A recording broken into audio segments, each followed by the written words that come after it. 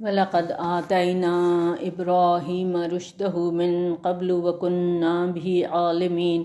اور موسیٰ علیہ السلام سے پہلے ہم نے ابراہیم علیہ السلام کو اس کی سعادت کی راہ بخشی تھی اور ہم ہر طرح سے اس کی خبر رکھتے تھے۔ ان آیات میں بڑی عمدگی سے حضرت ابراہیم علیہ السلام اور ان کی قوم کے درمیان ہونے والی کشمکش کی تفصیل بیان ہو رہی ہے۔ اس قول لأبیہ وقومہ ما ہذہ التماثیل التی انتم لہا عاکفون۔ جب ابراہیم علیہ السلام نے اپنے والد اور اپنی قوم سے کہا، یہ کیا مورتیاں ہیں جن کے لیے تم لوگ اعتکاف کیے رہتے ہو؟ یعنی ان پتھر کی خود تراشیدہ مورتیوں کی اصلیت اور حقیقت تو بیان کرو جن کے تم مجاور بنے بیٹھے ہو، جن کے گیان دھیان میں لگے رہتے ہو۔ انہوں نے جواب دیا، ہم نے اپنے آباء و اجداد کو اسی طرح ان کی عبادت کرتے پایا تھا۔ یعنی یہ تو ہمارے آباء و اجداد یہ کام کر رہے تھے اور ہم بھی اسی پر جمے ہوئے ہیں، یہی کام کر رہے ہیں جو انہوں نے کیا تھا۔ ابراہیم علیہ السلام نے کہا، تو پھر تم بھی اور تمہارے آباء و اجداد بھی یقیناً کھلی گمراہی میں مبتلا تھے۔ آپ نے حق بات علل اعلان سب کے سامنے کہہ دی۔ وہ کہنے لگے کہ آپ واقعی ہمارے پاس حق لائے ہیں یا محض شغل کر رہے ہیں؟ یعنی قوم نے ابراہیم علیہ السلام کی بات کو سنجیدگی سے نہیں لیا۔ انہوں نے کہا، اگر سنجیدہ ہے آپ کا یہ دعویٰ کسی ٹھوس علمی حقائق پر مبنی ہے یا ویسے ہی شغل کے لیے باتیں کر رہے ہیں؟ ابراہیم علیہ السلام نے جواب دیا، نہیں، فی الواقع تمہارا رب وہی ہے جو آسمانوں اور زمین کا رب ہے اور جس نے انہیں پیدا کیا ہے۔ وَأَنَا عَلَىٰ ذَلِكُم مِّنَ الشَّاهِدِينَ، اور میں خود بھی اس پر گواہ ہوں۔ حضرت ابراہیم علیہ السلام نے جواب دیا کہ مجھے اس میں ذرا بھی شک نہیں ہے۔ اب دیکھیں، نبی صلی اللہ علیہ وآلہ وسلم کو بھی اپنی دعوت کے سلسلے میں اسی طرح قطعی الفاظ میں اعلان کرنے کا حکم دیا گیا۔ قُلْ هَٰذِهِ سَبِيلِي أَدْعُو إِلَى اللَّهِ عَلَىٰ بَصِيرَةٍ أَنَا وَمَنِ اتَّبَعَنِي۔ اے نبی صلی اللہ علیہ وآلہ وسلم، آپ کہہ دیجئے، یہ میرا راستہ ہے، میں اللہ کی طرف بلا رہا ہوں پوری بصیرت کے ساتھ، میں خود بھی اور وہ بھی جو میری پیروی کر رہے ہیں۔ یہ سورۃ یوسف کی آیت نمبر 108 ہے۔ وَتَاللَّهِ لَأَكِيدَنَّ أَصْنَامَكُمْ بَعْدَ أَن تُوَلُّوا مُدْبِرِينَ، اور اللہ کی قسم میں تمہارے ان بتوں کے ساتھ ضرور کوئی چال چل کے رہوں گا جب کہ تم چلے جاؤ گے پیٹھ موڑ کے۔ جس طرح کہ ہندوؤں کے ہاں جنم اشٹمی کا میلہ ہوتا ہے، تو ایسے ہی ان لوگوں کا بھی ایک تہوار ہوتا تھا جس میں سب لوگ کھلے میدان میں جا کے پوجا پاٹ کرتے تھے۔ جب وہ تہوار کا دن آیا تو چھوٹے بڑے مرد عورتیں سب چلے گئے۔ حضرت ابراہیم علیہ السلام ان کے ساتھ نہیں گئے۔ سورۃ صافات میں آتا ہے، فقال انی سقیم، انہوں نے کہا میری طبیعت خراب ہے، میں تمہارے ساتھ نہیں جا سکتا۔ چنانچہ جب شہر خالی ہو گیا تو آپ ایک تیشا ہاتھ میں لے کر ان کے بت خانے میں گھس گئے، تو آپ نے ان سب کو ٹکڑے ٹکڑے کر دیا سوائے ان کے بڑے کے کہ شاید وہ اس کی طرف رجوع کریں۔ یعنی بڑے بت کو چھوڑ کے تمام بتوں کو آپ نے ٹکڑے ٹکڑے کر دیا اور جو وہ تیشا تھا اس کو بڑے بت کے کندھے پہ رکھ دیا۔ اب جب قوم واپس آئی، انہوں نے اپنے بتوں کا حال دیکھا۔ قالوا من فعل هذا بآلهتنا انه لمن الظالمین، وہ چلا اٹھے، کس نے کیا ہمارے معبودوں کے ساتھ یہ سب؟ وہ یقیناً کوئی بہت ہی بڑا ظالم ہے۔ کچھ لوگوں نے کہا، ہم نے ایک نوجوان کو ان کے بارے میں غلط باتیں کرتے سنا تھا جسے ابراہیم کہا جاتا ہے۔ لوگوں نے کہا، لاؤ اس کو سب کے سامنے تاکہ وہ گواہی دے۔ یعنی جن لوگوں کے سامنے اس نے گستاخانہ گفتگو کی تھی، جن کے سامنے کہا تھا کہ میں تمہارے بتوں کے ساتھ چال چلوں گا، تو وہ اس کو پہچانیں اور گواہی دیں کہ یہی وہ شخص ہے جو ہمارے معبودوں کے بارے میں ایسی ویسی باتیں کر رہا تھا، جس نے قسم کھا کے کہا تھا کہ میں ضرور ان کے ساتھ کوئی چال چلوں گا۔ چنانچہ جب ابراہیم علیہ السلام کو سامنے لا کر تصدیق کر لی گئی تو انہوں نے پوچھا، اَأَنْتَ فَعَلْتَ هَذَا بِآلِهَتِنَا یا ابراہیم، انہوں نے پوچھا، اے ابراہیم علیہ السلام، کیا ہمارے معبودوں کے ساتھ یہ سب کچھ تم نے کیا؟ ابراہیم علیہ السلام نے جواب دیا، بلکہ یہ ان کے اس بڑے نے کیا ہے، تم پوچھ دیکھو ان سے اگر یہ بولتے ہیں۔ یہ جھوٹ نہیں بلکہ توریہ کا ایک انداز ہے۔ یعنی ابراہیم علیہ السلام یہ نہیں سمجھتے تھے کہ میری اس بات کو وہ لوگ سچ سمجھ لیں گے کہ میں نے بتوں کو کچھ نہیں کہا، یہ بڑا بتائے گا کہ کیا ہوا ان کے ساتھ، اور وہ لوگ بھی خوب سمجھ رہے تھے کہ ان سے ایسے کیوں کہا جا رہا ہے۔ بہرحال ابراہیم علیہ السلام کا مقصد صرف یہ تھا کہ یہ اپنے گریبانوں میں جھانکیں اور سوچیں کہ ان بتوں کو کہ وہ پوجا کر رہے ہیں ان کی حیثیت کیا ہے۔ اس پر انہوں نے اپنے اندر اندر سوچا، فرجعوا الی انفسہم فقالوا انکم انتم الظالمون، پھر انہوں نے اپنے اندر ہی اندر سوچا اور خود کلامی کرتے ہوئے کہنے لگے، یقیناً تم خود ہی ظالم ہو۔ یعنی ان کے ضمیر نے ایک دفعہ ان کو جھنجھوڑا۔ ابراہیم علیہ السلام کی بات انہیں محسوس ہوئی کہ ہے تو درست، ظالم تو ہم خود ہیں جو ان بے جان مجسموں کو معبود سمجھے بیٹھے ہیں، جو خود اپنا دفاع نہیں کر سکتے اور یہ بتانے سے بھی معذور ہیں کہ ان کی یہ حالت کس نے کی ہے۔ ثم نکسوا علی رؤوسہم، پھر وہ اپنے سروں کے بال اوندھے کر دیے گئے، یعنی ایک لمحے کے لیے ان کے دلوں میں خیال آیا کہ ابراہیم علیہ السلام بات تو درست کر رہے ہیں، ہم ہی غلط ہیں، لیکن پھر ان کی جاہلانہ حمیت اور عصبیت کی وجہ سے ان کی عقلیں اوندھی ہو گئیں اور وہ پھر ان بے جان بتوں کا دفاع کرنے کے لیے اکٹھے ہو گئے اور کہنے لگے ان سے ہم کیا پوچھیں، لقد علمت ما هؤلاء ينطقون، تم تو جانتے ہو کہ یہ بول نہیں سکتے۔ ابراہیم علیہ السلام نے کہا کیا تم لوگ اللہ کو چھوڑ کر ایسی چیزوں کو پوچھتے ہو جو نہ تمہیں نفع دے سکتی ہیں نہ تمہارا کچھ نقصان کر سکتی ہیں؟ تف ہے تم پر بھی اور ان پر بھی جنہیں تم اللہ کو چھوڑ کر پوچھتے ہو، تو کیا تم لوگ عقل سے کام نہیں لیتے؟ انہوں نے کہا جلا ڈالو اسے اور مدد کرو اپنے معبودوں کی اگر تمہیں کچھ کرنا ہی ہے۔ چنانچہ انہوں نے ایک بہت بڑا آگ کا الاؤ تیار کیا اور حضرت ابراہیم علیہ السلام کو اس کے اندر ڈال دیا۔ قلنا یا نار کونی بردم وسلاما علی ابراہیم، ہم نے حکم دیا اے آگ تو ٹھنڈی ہو جا اور سلامتی بن جا ابراہیم علیہ السلام پر۔ کیا بات پتہ چلتی ہے کہ فطرت کے قوانین اللہ تعالیٰ کے بنائے ہوئے ہیں اور اللہ تعالیٰ جب چاہیں انہیں تبدیل کر سکتے ہیں۔ اللہ تعالیٰ کی مرضی اور مشیت ان قوانین سے بالا تر ہے، ان کی پابند نہیں ہے، لیکن یہ بھی بہت بڑی حقیقت ہے کہ یہ قوانین محکم ہیں، اللہ تعالیٰ انہیں روز روز تبدیل نہیں کرتے۔ اگر یہ محکم اور مستقل نہ ہوتے تو نہ سائنس کا کوئی تصور ہوتا نہ کوئی ٹیکنالوجی وجود میں آ سکتی۔ تمام سائنسی ایجادات، تمام جو ٹیکنالوجیز ہیں، طبعی کیمیائی تبدیلیوں سے جو فزیکل اور کیمیکل چینجز کے قوانین ہیں، ان کے محکم اور مستقل ہونے کی وجہ سے وجود میں آئی ہیں۔ تو یہاں پر کیا ہوا کہ اللہ تعالیٰ کے حکم سے آگ گل و گلزار بن گئی اور اس نے ابراہیم علیہ السلام کو کوئی نقصان نہیں دیا۔ وَأَرَادُوا بِهِ كَيْدًا، اور انہوں نے ارادہ کیا اس کے ساتھ ایک چال چلنے کا، یعنی انہوں نے ابراہیم علیہ السلام کو ان کے موقف سے ہٹانے کے لیے انتہائی خوفناک دھمکی دی، حرقوہ، کہ اسے جلا دو۔ ان کا یہ خیال تھا کہ یہ بڑے بہادر بنے ہوئے ہیں، بڑھ چڑھ کے باتیں کر رہے ہیں، جب انہیں آگ کے الاؤ کے سامنے کھڑا کیا جائے گا اور ان کو بتایا جائے گا کہ اب تم اس آگ میں ڈالے جا رہے ہو تو ان عقل ٹھکانے آ جائے گی اور آپ جان بچانے کے لیے معافی مانگ لیں گے۔ تو اس طرح انہوں نے حضرت ابراہیم علیہ السلام کے خلاف چال چلی، مگر چال انہیں الٹی پڑ گئی۔ بے خطر کود پڑا آتش نمرود میں عشق، عقل ہے محو تماشائے لب بام ابھی، فجعلناہم الاخسرین، لیکن ہم نے انہی کو کر دیا خسارہ اٹھانے والے، یعنی وہ اپنی چال میں ناکام ہو گئے۔ وَنَجَّيْنَاهُ وَلُوطًا إِلَى الْأَرْضِ الَّتِي بَارَكْنَا فِيهَا لِلْعَالَمِينَ، اور ہم نے ابراہیم علیہ السلام کو اور لوط علیہ السلام کو بچا کر اس سرزمین کی طرف نکال لے گئے جس میں ہم نے برکتیں رکھی ہیں سب جہان والوں کے لیے۔ حضرت لوط علیہ السلام حضرت ابراہیم علیہ السلام کے بھتیجے تھے، وہ آپ پر ایمان لائے تھے۔ جب حضرت ابراہیم علیہ السلام نے اپنا وطن چھوڑا، عراق سے شام کی طرف ہجرت کی، تو لوط علیہ السلام بھی آپ کے ساتھ تھے۔ آپ لوگ عراق کے مشرقی علاقے کے راستے سے ہوتے ہوئے شام پہنچے، پھر نیچے کی طرف سفر کرتے ہوئے فلسطین پہنچے اور وہاں پر مستقل سکونت اختیار کی۔ وَوَهَبْنَا لَهُ إِسْحَاقَ وَيَعْقُوبَ نَافِلَةً، اور ہم نے اس کو اسحاق علیہ السلام عطا فرمایا اور یعقوب علیہ السلام مزید۔ اللہ تعالیٰ نے اسحاق علیہ السلام جیسا بیٹا اور یعقوب علیہ السلام جیسا پوتا عطا فرمایا۔ وَكُلًّا جَعَلْنَا صَالِحِينَ، اور ان سب کو ہم نے صالح بنایا۔ وَجَعَلْنَاهُمْ أَئِمَّةً يَهْدُونَ بِأَمْرِنَا، اور ہم نے انہیں امام بنایا جو ہدایت دیتے تھے ہمارے حکم سے، اور ہم نے ان کی طرف وحی کی، نیک کام کرنے کی، نماز قائم کرنے کی اور زکوٰۃ ادا کرنے کی، اور وہ سب کے سب ہماری بندگی کرنے والے تھے۔ اور لوط علیہ السلام کو ہم نے حکم اور علم عطا کیا، حکم سے حکمت اور فہم، قوت فیصلہ اور علم جو کہ اللہ تعالیٰ نے اپنے برگزیدہ بندوں کو عطا کیا۔ اور ہم نے اسے نجات دی اس بستی سے جو گندے کام کرتی تھی، یعنی اس بستی کے لوگ جس قبیح فعل میں مرتکب تھے، یعنی ہومو سیکشولیٹی میں، وہاں سے اللہ تعالیٰ نے لوط علیہ السلام کو نجات دلائی۔ انہم کانوا قوم سوء فاسقین، یقیناً وہ نہایت برے اور نافرمان لوگوں کی قوم تھی، اور لوط علیہ السلام کو ہم نے اپنی رحمت میں داخل کیا، یقیناً وہ ہمارے صالح بندوں میں سے تھا۔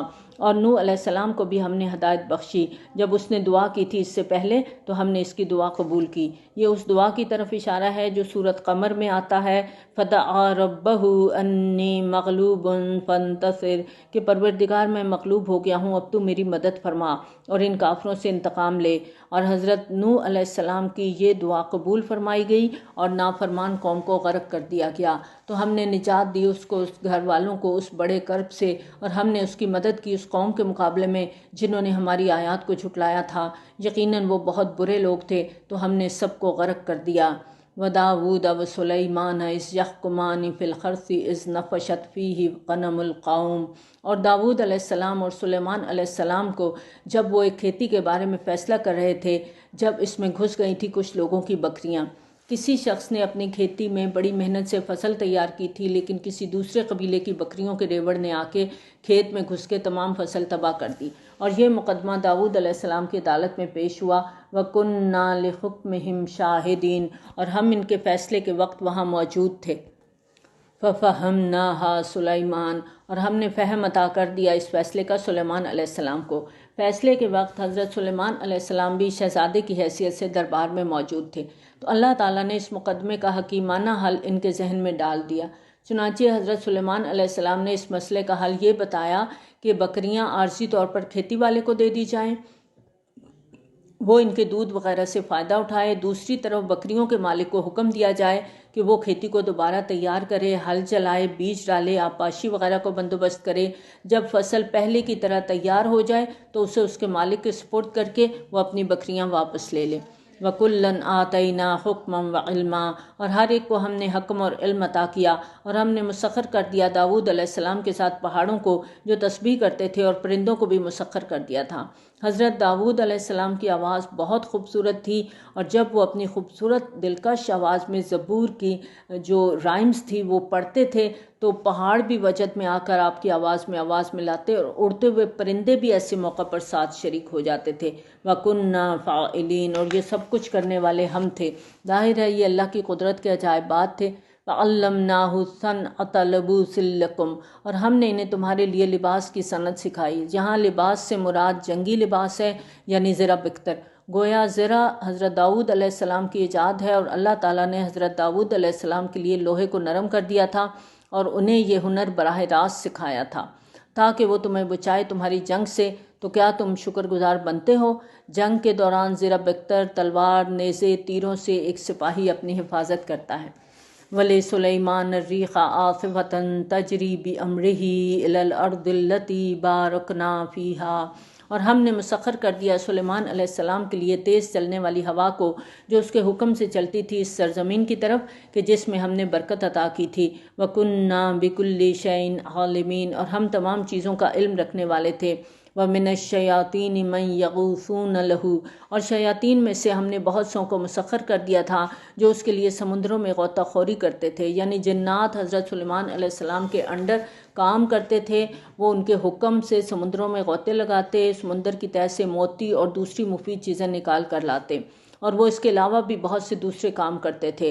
وَكُنَّا لَهُمْ حَافِظِينَ، اور ہم ہی ان پر نگران تھے، یعنی جن حضرت سلیمان علیہ السلام کے تابع تھے تو یہ ہماری ہی قدرت کا کمال تھا۔ وَأَيُّوبَ إِذْ نَادَىٰ رَبَّهُ، اور ایوب علیہ السلام پر بھی ہمارا فضل ہوا جب اس نے اپنے پروردگار کو پکارا۔ حضرت ایوب علیہ السلام جلیل القدر نبی ہیں۔ قرآن میں آپ کو صابر کہا گیا ہے۔ اللہ تعالیٰ نے شدید بیماریوں کے ذریعے سے آپ کی آزمائش کی اور آپ ہر حال میں صابر اور شاکر رہے۔ یہی وجہ ہے کہ صبر ایوب ضرب المثل کی حیثیت اختیار کر گیا ہے، اور یہ بات ہم سب کو اپنے ذہن میں کلیئر ہونی چاہیے کہ شکوہ، شکایت، جزا، فضا صبر کا متضاد ہے، صبر کے منافی ہے، جس کا اظہار حضرت ایوب علیہ السلام نے کبھی نہیں کیا، لیکن دعا صبر کے منافی نہیں۔ تو انہوں نے اللہ سے دعا کی، انی مسنی الضر وانت ارحم الراحمین، کہ مجھے بہت زیادہ تکلیف پہنچی ہے اور تو تمام رحم کرنے والوں سے بڑھ کر رحم کرنے والا ہے۔ فاستجبنا له فکشفنا ما به من ضر، تو ہم نے اس کی دعا قبول کی اور اس کو جو تکلیف تھی اسے دور کر دیا۔ ایوب علیہ السلام ایسی بیماری میں مبتلا تھے جس سے آپ کی جلد میں تعفن پیدا ہو جاتا تھا، زخموں اور پھوڑوں سے بدبو آتی تھی جس کی وجہ سے سب لوگ آپ کا ساتھ چھوڑ گئے تھے۔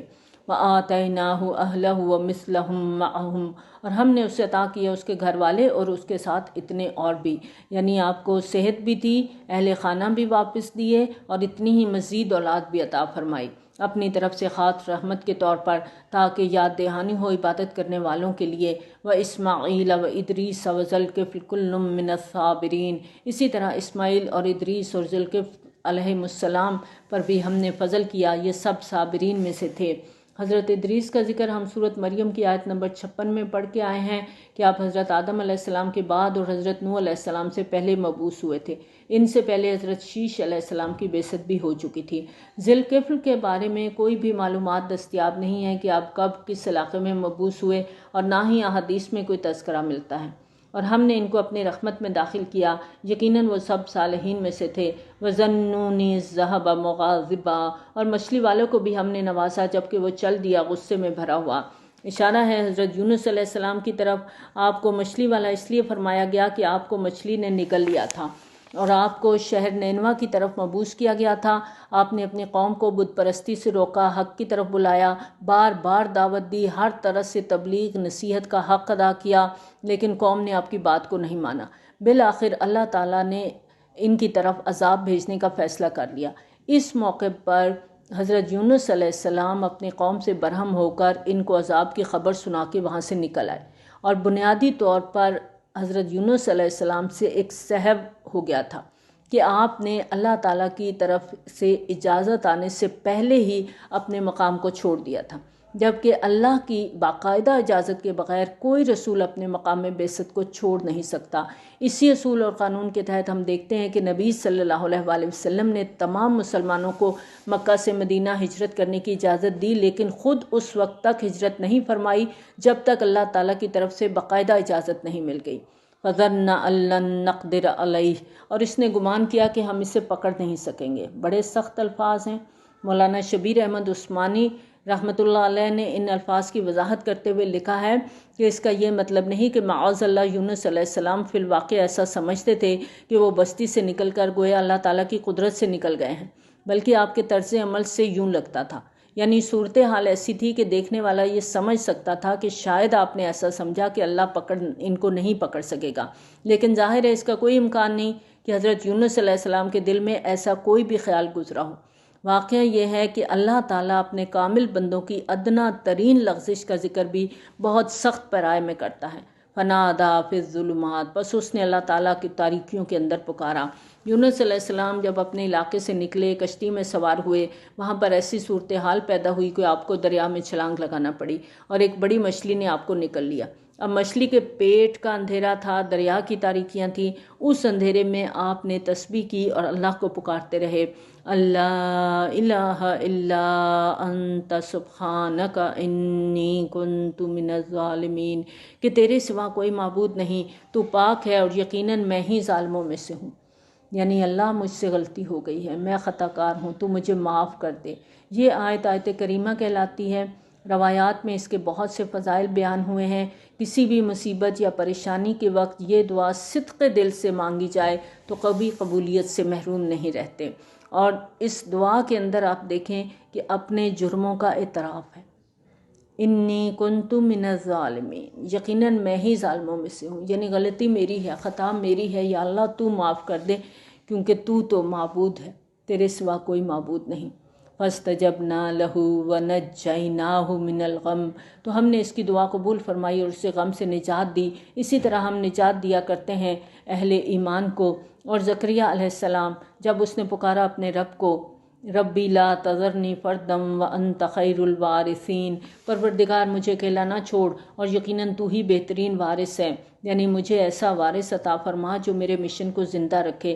ہم نے اس کی دعا قبول فرمائی اور اسے یحییٰ علیہ السلام جیسا بیٹا عطا فرمایا اور اس کی بیوی کو اس کے لیے صحت مند بنا دیا۔ یقیناً یہ لوگ ہیں جو بھلائی کے کاموں میں جلدی کرتے تھے اور ہمیں پکارتے تھے رغبت اور خوف سے، یعنی اللہ تعالیٰ کے ساتھ ان کا معاملہ خوف اور امید کے درمیان والا ہوتا تھا۔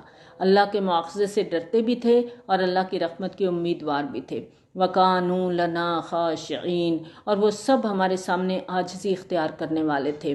واللتی احصنت فرجہا، اور وہ خاتون جس نے اپنی شرمگاہ کی حفاظت کی یعنی پوری طرح پاک دامن رہی، فنفخنا فیہا من روحنا، تو ہم نے اس میں پھونک دیا اپنی روح میں سے، یعنی حرف کن بیٹے کی پیدائش کا ذریعہ بن گیا، وجعلناہا وابنہا آیۃ للعالمین، اور ہم نے اسے اور اس کے بیٹے کو ایک نشانی بنا دیا تمام جہان والوں کے لیے، ان ہذہ امتکم امۃ واحدہ، یقیناً یہ تمہاری امت ایک ہی امت ہے، امت ابراہیم، امت اسماعیل، امت موسیٰ، امت عیسیٰ علیہ السلام، اور امت محمدیہ صلی اللہ علیہ وآلہ وسلم، اور دوسرے تمام انبیاء علیہ السلام کی امتیں بنیادی طور پر ایک ہی دین کی پیروکار تھیں، اور یوں تمام انبیاء اور ان کے پیروکار گویا ایک ہی امت کے افراد تھے۔ سورۃ بقرہ کی آیت نمبر 213 میں ہم پڑھ کے آئے ہیں کان الناس امۃ واحدہ، یعنی آغاز میں تمام انسان ایک ہی امت تھے، ایک ہی دین کے ماننے والے تھے، پھر لوگوں نے اپنی اپنی سوچ، اپنے اپنے مفادات کے مطابق صراط مستقیم میں سے پگڈنڈیاں نکال لیں، مختلف گروہوں نے نئے نئے راستے بنا لیے اور ان غلط راستوں میں اتنی دور چلے گئے کہ اصل دین مسخ ہو کر رہ گیا کہ پہچانی ہوئی صورت بھی پہچانی نہیں جاتی۔ آج آپ دیکھیں بہت سے مذاہب کی اصلی شکل کو پہچاننا ممکن نہیں رہا، ان کے بگڑے ہوئے عقائد کو دیکھ کر یقین ہی نہیں آتا کہ کبھی ان کا بھی تعلق دین حق کے ساتھ تھا، اور حقیقت یہ ہے کہ تمام انبیاء اور رسل علیہ السلام کا تعلق ایک ہی امت سے تھا، وہ سب ایک اللہ کو ماننے والے تھے، سب ایک ہی دین لے کر آئے تھے، البتہ مختلف انبیاء علیہ السلام کی شریعتوں کے تفصیلی احکامات میں باہم فرق پایا جاتا رہا ہے۔ وَأَنَا رَبُّكُمْ فَاعْبُدُونِ، اور میں ہی تم سب کا رب ہوں، لہٰذا تم میری ہی بندگی کرو۔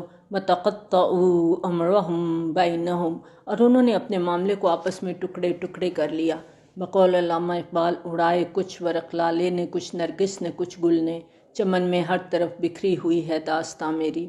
یہی مضمون سورۃ ہجر میں بھی ہم نے پڑھا تھا، جس میں آیت نمبر 91 92 میں اللہ تعالیٰ فرماتے ہیں کہ یہ اسی طرح کی تنبیہ ہے جس طرح ہم نے ان تفرقہ بازوں کی طرف بھیجی تھی جنہوں نے اپنے قرآن کو ٹکڑے ٹکڑے کر دیا، تو اے محمد صلی اللہ علیہ وآلہ وسلم، آپ کے رب کی قسم ہم ان سے پوچھ کر رہیں گے۔ آج آپ دیکھیں کہ ہمارے ہاں صورتحال یہ ہو چکی ہے کہ اتنے گروہ، اتنے مسلک ہیں، ہر پیروکار نے قرآن کا کوئی ایک موضوع اپنے لیے مخصوص کیا ہوا ہے، ان کے نزدیک اسی کی اہمیت ہے اور یہی کل دین ہے۔ مثلا ایک گروہ قرآن میں سے چن چن کے صرف ان آیات کو اپنی تحریر اور تقریر کا موضوع بناتا ہے جس میں نبی صلی اللہ علیہ وآلہ وسلم کی بلند شان اور محبت کا تذکرہ ہے۔ ایک دوسرا گروہ قل انما انا بشر مثلکم، اس سے ملتے جلتے مضامین کے آیات پر نبی صلی اللہ علیہ وآلہ وسلم کی بشریت کو نمایاں کرنے اور مشرکانہ اوہام کی نفی کرنے کی کوشش میں مصروف ہے۔ اور اگر کوئی اولیاء اللہ اور صوفیہ سے عقیدت کا دعوے دار ہے تو ان کی ہر گفتگو اور تقریر کا محور الا ان اولیاء اللہ لا خوف علیہم ولا ہم یحزنون، یعنی ہر گروہ کے ہاں کتاب اللہ کی چند آیات پہ زور ہے، باقی تعلیمات پر کوئی توجہ نہیں۔ آج اس دور کے اندر قرآن کو ایک وحدت کی حیثیت سے پیش کرنے کی ضرورت ہے کہ ہم پورا قرآن پڑھیں اور اس کو سمجھ کر پڑھیں اور اس کا فہم حاصل کریں، اور ہر صاحب علم کو اس کے لیے بھرپور کوشش کرنے کی ضرورت ہے۔ کل الینا راجعون، سب کے سب ہماری ہی طرف لوٹ کر آنے والے ہیں، یعنی جو بھی لوگ کر رہے ہیں سب کی واپسی اللہ ہی کی طرف ہے۔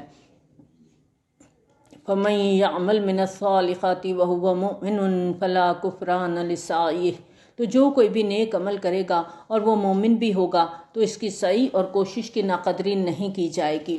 اللہ تعالیٰ شکور ہے، اللہ تعالیٰ قدردان ہے۔ اگر کسی شخص کے دل میں ایمان باللہ اور ایمان بالآخرت موجود ہے تو اس کے اخلاص اور ایثار کے مطابق اس کے ہر نیک عمل کی جزا اللہ تعالیٰ ضرور دیں گے۔ اسی طرح چھوٹے سے چھوٹے عمل کی بھی ناقدری اللہ کے ہاں نہیں ہوگی۔ اور رہے وہ لوگ جن کا ایمان ہی نہیں ہے، نہ اللہ پر نہ آخرت پر، وہ نیکی اور بھلائی کے مختلف کام بھی کر رہے ہیں، تو اللہ کو ان کے عملوں سے کوئی سروکار نہیں ہے۔ جو کوئی بھی نیکی کا کام اللہ کی رضا اور آخرت کے اجر کی نیت کی بجائے صرف دکھاوے کے لیے کرے گا تو آخرت میں اس کے لیے کوئی اجر نہیں ہے۔ مثلا ایک شخص ہے، وہ الیکشن لڑنا چاہتا ہے، ووٹ لینا چاہتا ہے، اب گھر گھر جا کے خیرات بانٹ رہا ہے، تو اس عمل کے پیچھے اس کا مقصد کیا ہے؟ ووٹ لینا، اللہ کی رضا نہیں ہے، تو اللہ کے ہاں ایسا کوئی بھی عمل قابل قبول نہیں ہے۔ وَإِنَّا لَهُ كَاتِبُونَ، اور ہم اس کے لیے اس کے اعمال کو لکھ رہے ہیں، یعنی ہماری رضا کے حصول کے لیے یا ہمارے دین کی سربلندی کے لیے جو جہاں جو عمل بھی کر رہا ہے ہمارے ہاں سب لکھا جا رہا ہے، تاکہ ہر ایک کو اس کے عمل کا پورا پورا حساب دیا جائے۔ وَحَرَامٌ عَلَىٰ قَرْيَةٍ أَهْلَكْنَاهَا أَنَّهُمْ لَا يَرْجِعُونَ، اور حرام ہے ہر اس بستی پر جس کو ہم نے ہلاک کیا کہ وہ لوٹ آئیں، اب وہ لوٹنے والے نہیں ہیں۔ اس آیت کا ایک مفہوم تو مفسرین نے یہ کیا ہے کہ جن بستیوں پر اللہ کے عذاب کا فیصلہ ہو جاتا تھا وہاں کے لوگ نبی یا رسول کے آنے کے بعد بھی کفر اور شرک سے لوٹنے والے نہیں ہوتے تھے۔ اللہ تعالیٰ اتمام حجت کے لیے رسول بھیجتے تھے، لیکن ان کو خوب معلوم تھا کہ کفر اور شرک سے ان لوگوں کے رجوع کرنے اور ایمان لانے کا کوئی امکان نہیں۔ دوسرا مفہوم یہ کیا گیا ہے کہ اللہ کے عذاب سے جو بستی ایک دفعہ برباد ہو گئی اس کے دوبارہ آباد ہونے کا کوئی امکان نہیں ہے۔ حَتَّى إِذَا فُتِحَتْ يَأْجُوجُ وَمَأْجُوجُ وَهُم مِّن كُلِّ حَدَبٍ يَنْسِلُونَ، یہاں تک کہ جب کھول دیے جائیں گے یاجوج اور ماجوج اور وہ ہر اونچائی کے اوپر سے پھسلتے ہوئے چلے آئیں گے۔ قرآن میں یاجوج اور ماجوج کا ذکر اس آیت کے علاوہ سورۃ کہف میں بھی آتا ہے۔ اس آیت میں واضح ہوتا ہے کہ قرب قیامت کے زمانے میں یاجوج اور ماجوج کا سیلاب ایک بار پھر آنے والا ہے۔ احادیث میں قرب قیامت کے زمانے کے حالات اور واقعات کی جو ڈیٹیل ہمیں ملتی ہے اس کے مطابق قیامت سے قبل ایک دفعہ پھر یاجوج اور ماجوج کا سیلاب آئے گا۔ ان تفصیلات کا خلاصہ یہ ہے جو ہمیں احادیث سے پتہ چلتا ہے کہ قرب قیامت کے زمانے میں ایک بہت خوفناک جنگ، جس کو احادیث میں الملحمۃ العظمیٰ اور عیسائی روایات میں آرماگیڈن کے نام دیا گیا ہے، وہ ہوگی جس میں یہودی اور عیسائی مسلمانوں کے مقابل ہوں گے۔ فلسطین، شام اور مشرق وسطیٰ کا علاقہ بنیادی طور پر میدان جنگ بنے گا، جس کی وجہ سے اس علاقے میں بہت بڑی تباہی پھیلے گی۔ اسی زمانے میں عیسیٰ علیہ السلام کا نزول ہوگا، امام مہدی کا ظہور ہوگا۔ امام مہدی حضرت فاطمہ رضی اللہ تعالیٰ عنہ کی نسل اور حضرت حسن رضی اللہ تعالیٰ عنہ کی اولاد میں سے ہوں گے۔ اس سے پہلے خراسان اور مشرقی ممالک میں اسلامی حکومت قائم ہو جائے گی اور ان علاقوں سے مسلمان افواج مشرق وسطیٰ میں اپنے مسلمان بھائیوں کی مدد کے لیے جائیں گی اور اس جنگ میں بالآخر فتح مسلمانوں کی ہوگی۔ حضرت عیسیٰ علیہ السلام کے ساتھ اللہ تعالیٰ کی معجزانہ تائید ہوگی جس سے آپ یہودیوں کو ختم کریں گے، اور عیسیٰ علیہ السلام کی آنکھوں میں ایک خاص تاثیر ہوگی جس کی وجہ سے آپ کی نگاہ پڑتے ہی یہودی پگھلتے چلے جائیں گے۔ پھر آپ دجال کو قتل کریں گے، اور حدیث میں آتا ہے کہ دجال بھاگنے کی کوشش کرے گا اور حضرت عیسیٰ علیہ السلام اس کو مقام لد پر جا لیں گے اور قتل کر دیں گے۔ ان سب واقعات کے بعد یاجوج اور ماجوج کے سیلاب کی شکل میں ایک دفعہ پھر دنیا پر مصیبت ٹوٹ پڑے گی، اور اس آیت میں یاجوج اور ماجوج کی یلغار کے راستوں کے لیے لفظ حدب استعمال ہوا ہے جس کے معنی اونچائی کے ہیں۔ تو مدرجہ بالا آراء کے مطابق جن اقوام پر یاجوج اور ماجوج کا اطلاق ہوتا ہے ان سب کے علاقے ہمالیہ اور وسطی ایشیا کے پہاڑی سلسلوں کے شمال میں واقع ہیں، اور عین ممکن ہے کہ یہ لوگ ان پہاڑی سلسلوں کو عبور کرتے ہوئے جنوبی علاقوں پر یلغار کریں اور یوں من کل خدب ینسلون کے الفاظ کی عملی تعبیر کا نقشہ دنیا کے سامنے آ جائے۔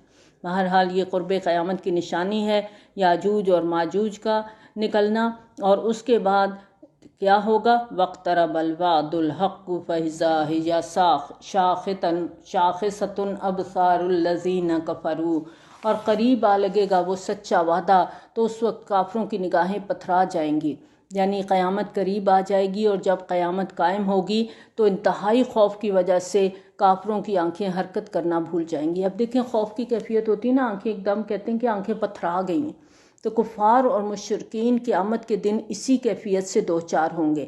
اب جب قیامت کو اپنی آنکھوں سے دیکھ لیں گے تو کیا کہیں گے؟ یا ویلنا قد کننا فی غفلۃ من ھذا بل کننا ظالمین۔ دیکھیں پیچھے بھی ہم نے پڑھا، بار بار کہیں گے عذاب کو دیکھ کے انا کننا ظالمین۔ یہاں پر بھی اب جب قیامت کو دیکھ لیں گے تو کہیں گے یا ویلنا، ہائے ہماری کم بختی، قد کننا فی غفلۃ من ھذا، ہم تو اس کی طرف سے غفلت میں ہی پڑے رہے، بل کننا ظالمین، ہم تو خود اپنی جانوں پر ظلم کرنے والے تھے، آخرت کا انکار کر کے ہم خود اپنی جانوں پر ظلم کر رہے تھے۔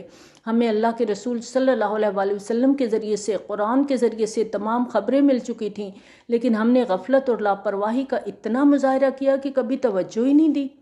یقیناً تم لوگ اور جنہیں تم اللہ کے سوا پوچھتے ہو سب جہنم کا ایندھن بنو گے، تمہیں اس میں پہنچ کر رہنا ہے۔ اگر یہ واقعی معبود ہوتے تو اس جہنم میں داخل نہ ہوتے، اور وہ سب کے سب اس میں ہمیشہ ہمیشہ رہیں گے۔ انہیں اس میں چیخنا اور چلانا ہوگا اور اس میں کچھ سن نہ سکیں گے، یعنی معبود ان کے ساتھ ہی جلیں گے اور ان کی چیخ و پکار کو وہ سن نہیں پائیں گے۔ وہ جن کو معبود بنایا ہوا تھا، جب یہ لوگ آگ میں جلیں گے تو وہ ان کی چیخ و پکار بھی نہیں سنیں گے۔ ان الذین سبقت لہم من الحسنی، یقیناً وہ لوگ جن کے لیے ہماری طرف سے پہلے ہی بھلائی کا فیصلہ ہو چکا ہے، اولئک عنہا مبعدون، وہ اس سے دور رکھے جائیں گے۔ لا یسمعون حسیسہا، وہ اس کی آہٹ تک نہیں سنیں گے۔ وَهُمْ فِي مَا اشْتَهَتْ أَنفُسُهُمْ خَالِدُونَ، اور وہ اپنی دل پسند خواہشوں میں ہمیشہ رہیں گے۔ یا اللہ ہمیں ان لوگوں میں شامل کر لے، آمین۔ لا يحزنهم الفزع الأکبر، وہ بڑی گھبراہٹ انہیں پریشان نہیں کرے گی۔ قیامت کی صورتحال بہت بھیانک ہوگی۔ سورۃ حج کے آغاز میں قیامت کی ہولناک کیفیت کا ذکر یوں کیا گیا ہے، یا ایھا الناس اتقوا ربکم ان زلزلۃ الساعۃ شیء عظیم، اے لوگو اپنے رب کا تقوی اختیار کرو، قیامت کا زلزلہ یقیناً بہت بڑی چیز ہے۔ لیکن اس آیت میں خوشخبری دے دی گئی کہ اللہ کے نیک بندوں کو اس سے کوئی تکلیف اور پریشانی نہیں ہوگی۔ اور یہاں پر فزع الاکبر سے مراد قیامت کے دن کی سختیاں نہیں ہیں، بلکہ زمانہ قرب قیامت کی سختیاں بھی اس سے مراد ہیں۔ وَتَتَلَقَّاهُمُ الْمَلَائِکَةُ، اور فرشتے ان سے ملاقاتیں کریں گے۔ ھذا یومکم الذی کنتم توعدون، یہ ہے وہ دن جس کا تم سے وعدہ کیا گیا تھا۔ آج وہ دن آ گیا ہے جب تمہیں انعامات سے نوازا جائے گا، تمہاری قدر افزائی ہوگی، تمہیں جنتی لباس پہنایا جائے گا، اعلیٰ درجے کی مہمان نوازی ہوگی۔ اللہم اجعلنا منہم، یا اللہ ہمیں ان لوگوں میں شامل کر لے۔ اور وہ دن کیسا دن ہوگا، یوم نطوی السماء کطی السجل للکتب، جس دن ہم آسمان کو لپیٹ دیں گے جیسے لپیٹا جاتا ہے کاغذوں کا تومار۔ یہاں پر سماوات یعنی جمع کی بجائے السماء واحد استعمال ہوا ہے، اور ڈاکٹر اسرار احمد اس کے بارے میں لکھتے ہیں کہ یہ صرف آسمان دنیا کے لپیٹے جانے کی خبر ہے، اور یہ کہ قیامت کے زلزلہ عظیم کا واقعہ ان زلزلۃ الساعۃ شیء عظیم صرف ہمارے نظام شمسی کے اندر وقوع پذیر ہوگا، اور اسی نظام کے اندر موجودہ کرے آپس میں ٹکرائیں گے۔ وَجُمِعَ الشَّمْسُ وَالْقَمَرُ سورۃ قیامہ میں آتا ہے، اور اس طرح یہ پورا نظام تہہ و بالا ہو جائے گا۔ فرمایا کہ اس دن ہم آسمان کو اس طرح لپیٹ دیں گے جیسے کتابوں کے تومار لپیٹے جاتے ہیں، جیسے وہ سکرول ہوتا ہے نا، آپ لپیٹ دیتے ہیں چیز کو، جیسے پرانے زمانے میں بادشاہوں کو خط جاتے تھے تو وہ رول ہوا ایک کاغذ ہوتا تھا، پھر اس کو کھول کے پڑھا جاتا تھا، اس طرح آسمان لپیٹ دیا جائے گا۔ کما بدأنا اول خلق نعید، جیسے ہم نے پہلی مرتبہ ابتدا کی ویسے ہی ہم اس کا اعادہ کریں گے۔ اس کو سمجھنے کے لیے theory of the expanding universe کو بھی مد نظر رکھنا چاہیے۔ اس تھیوری کے مطابق یہ کائنات مسلسل وسیع سے وسیع تر ہو رہی ہے، اور اس میں موجود ہر کہکشاں مسلسل چکر لگا رہی ہے، اور ہر کہکشاں کا دائرہ ہر لحظہ پھیلتا جا رہا ہے۔ اس حوالے سے اس آیت کے الفاظ سے یہ مطلب بھی نکلتا ہے کہ قیامت برپا کرنے کے لیے کائنات کے پھیلنے کے عمل کو الٹا دیا جائے گا، اور یہ پھر سے اسی حالت میں آ جائے گی جہاں سے اس کے پھیلنے کے عمل کا آغاز ہوا تھا۔ واللہ عالم، اللہ بہتر جانتے ہیں۔ وعدن علینا، یہ وعدہ ہمارے ذمے ہے۔ انا کننا فاعلین، ہم یہ ضرور کر کے رہیں گے۔ وَلَقَدْ كَتَبْنَا فِي الزُّبُورِ مِن بَعْدِ الذِّكْرِ أَنَّ الْأَرْضَ يَرِثُهَا عِبَادِيَ الصَّالِحُونَ، اور ہم نے لکھ دیا تھا زبور میں نصیحت کے بعد کہ اس زمین کے وارث ہوں گے ہمارے نیک بندے۔ ان الفاظ کے مفہوم کے مطابق مفسرین کی رائے ہے کہ اس وراثت کی دو امکانی صورتیں ہیں۔ ایک یہ کہ قیامت سے پہلے اللہ کا دین پوری دنیا پر غالب ہو جائے گا، اللہ کے نیک بندوں کی حکومت تمام روئے زمین پر قائم ہوگی، اور اس طرح وہ پوری زمین کے مالک یا وارث بن جائیں گے۔ دوسری صورت یہ ہوگی کہ قیامت کے بعد اسی زمین کو جنت میں تبدیل کر لیا جائے گا، اور اہل جنت کی ابتدائی مہمان نوازی نزل کا ذکر قرآن میں آتا ہے وہ یہیں پر ہوگی، اور اس طرح اللہ کے نیک بندے جنت کے وارث بنا دیے جائیں گے، اور اس مفہوم کے مطابق یہاں زمین سے مراد جنت کی زمین ہوگی۔ ان فی ھذا لبلاغا لقوم عابدین، یقیناً اس میں ایک بڑی خبر ہے اللہ کی بندگی کرنے والوں کے لیے۔ وما ارسلناک الا رحمۃ للعالمین، اور اے نبی صلی اللہ علیہ وآلہ وسلم، ہم نے نہیں بھیجا آپ کو مگر تمام جہان والوں کے لیے رحمت بنا کر۔ یعنی نبی صلی اللہ علیہ وآلہ وسلم کی بعثت صرف جزیرہ نماء عرب تک محدود نہیں، اگر ایسا ہوتا تو جزیرہ نماء عرب میں اسلام کے عملی طور پر غلبے کے بعد نبی صلی اللہ علیہ وآلہ وسلم کی بعثت کا مقصد پورا ہو چکا ہوتا، مگر نبی صلی اللہ علیہ وآلہ وسلم کو تمام اہل عالم کے لیے بھیجا گیا ہے۔ چنانچہ آپ کی بعثت کا مقصد قرآن میں 3 مقامات پر آتا ہے۔ سورۃ توبہ کی آیت نمبر 33، سورۃ الفتح کی آیت نمبر 28، سورۃ صف کی آیت نمبر 9۔ فرمایا هو الذی ارسل رسولہ بالہدی ودین الحق لیظہرہ علی الدین کلہ، وہی ذات ہے جس نے اپنے رسول صلی اللہ علیہ وآلہ وسلم کو بھیجا الہدی اور دین حق کے ساتھ تاکہ اسے غالب کر دے تمام ادیان پر۔ گویا نبی صلی اللہ علیہ وآلہ وسلم کی بعثت کا مقصد تب پورا ہوگا جب دین اسلام سارے کا سارا روئے زمین پر غالب آ جائے گا۔ اور اسی مضمون کو علامہ اقبال بیان کرتے ہیں، وقت فرصت ہے کہاں کام ابھی باقی ہے، نور توحید کا اتمام ابھی باقی ہے۔ نور توحید کا اتمام یعنی اسلام کا بطور دین کلی غلبہ جزیرہ نماء عرب کی حد تک تو نبی صلی اللہ علیہ وآلہ وسلم کی حیات مبارکہ میں ہو گیا تھا۔ اس کے بعد خلافت راشدہ کے دور میں بھی دین اسلام کے اقتدار کو مزید وسعت دینے کا سلسلہ بڑی شد و مد سے شروع ہوا، لیکن دور عثمانی میں یہودی عبداللہ بن سبا نے سازش کے ذریعے سے عالم اسلام میں جو فتنۃ الکبریٰ کھڑا کیا، اس کے نتیجے میں حضرت عثمان رضی اللہ تعالیٰ عنہ شہید کر دیے گئے، اور مسلمانوں کی باہمی خانہ جنگی کے نتیجے میں 1 لاکھ کے قریب مسلمان ایک دوسرے کی تلواروں سے ہلاک ہو گئے۔ اور اس فتنے کا سب سے بڑا نقصان یہ ہوا کہ نہ صرف غلبہ اسلام کی مزید توسیع کا عمل رک گیا، بلکہ بعض علاقوں میں مسلمانوں کو پسپائی بھی اختیار کرنا پڑی۔ اور نبی صلی اللہ علیہ وآلہ وسلم کی بعثت چونکہ تا قیامت کل روئے زمین پر بسنے والے تمام انسانوں کے لیے ہے، اور نبی صلی اللہ علیہ وآلہ وسلم کی بعثت کا مقصد دین حق کا غلبہ ہے، اس لیے دنیا اس وقت تک ختم نہیں ہو سکتی جب تک نبی صلی اللہ علیہ وآلہ وسلم کی بعثت کا یہ مقصد پورا نہیں ہوتا اور دین اسلام تمام عالم اسلامی پر غالب نہیں ہو جاتا، اور اس کی تفصیلات ہمیں احادیث کی کتب سے ملتی ہیں۔ قل انما یوحی الی انما الہکم الہ واحد فہل انتم مسلمون۔ اے نبی صلی اللہ علیہ وآلہ وسلم، آپ ان کو بتائیے میری طرف جو وحی کی جاتی ہے کہ تمہارا معبود بس ایک ہی معبود ہے، تو کیا تم اس کی فرما برداری اختیار کرتے ہو؟ پھر اگر یہ لوگ منہ موڑ لیں تو کہہ دیجئے میں نے تم سب کو یکساں طور پر خبردار کر دیا، یعنی میں نے تم سب کو اللہ کا پیغام پہنچا دیا، میں نے تمہارے سرداروں پر حجت تمام کر دی، عوام کے سامنے حق واضح انداز میں پیش کر دیا، تمہارے معاشرے کا کوئی چھوٹا، کوئی بڑا، کوئی امیر، کوئی غریب ایسا نہیں جس تک میری دعوت نہیں پہنچی، لہٰذا جو کام اللہ نے میرے ذمہ لگایا تھا میں نے اپنی طرف سے اس کا حق ادا کر دیا ہے۔ وَإِنْ أَدْرِي أَقَرِيبٌ أَمْ بَعِيدٌ مَا تُوعَدُونَ، اور میں نہیں جانتا کہ جس چیز کا تم سے وعدہ کیا جا رہا ہے وہ قریب ہے یا دور ہے، یعنی تم لوگوں کو جو وعید سنائی جا رہی ہے، جس عذاب یا قیامت کے وقوع پذیر ہونے سے متعلق تم لوگوں کو خبردار کیا جا رہا ہے، میں اس کے بارے میں کوئی ٹائم ٹیبل تم لوگوں کو نہیں دے سکتا، کیونکہ یہ اکثر پوچھتے تھے وَيَقُولُونَ مَتَىٰ هَٰذَا الْوَعْدُ إِن كُنتُمْ صَادِقِينَ، کہ کب ہوگا یہ اگر آپ سچے ہیں۔ تو یہاں کہہ دیا گیا کہ آپ کہہ دیں کہ مجھے نہیں پتا اللہ کا وعدہ کب پورا ہوگا، البتہ یہ بات طے ہے کہ اپنے کرتوتوں کے نتائج تم لوگوں کو بھگتنے ہوں گے، اور قیامت کے وقوع پذیر ہونے کے بارے میں قطعی علم صرف اللہ تعالیٰ کے پاس ہے۔ قرآن میں جا بجا قیامت اور آثار قیامت کے بارے میں ہمیں اشارے ملتے ہیں، اور سابقہ الہامی کتب کے اندر بھی بہت سی پیشین گوئیاں موجود ہیں۔ اِنَّهُ يَعْلَمُ الْجَهْرَ مِنَ الْقَوْلِ وَيَعْلَمُ مَا تَكْتُمُونَ، یقیناً وہی جانتا ہے بلند آواز سے کہی گئی بات کو بھی، اور اسے بھی جانتا ہے جسے تم چھپاتے ہو۔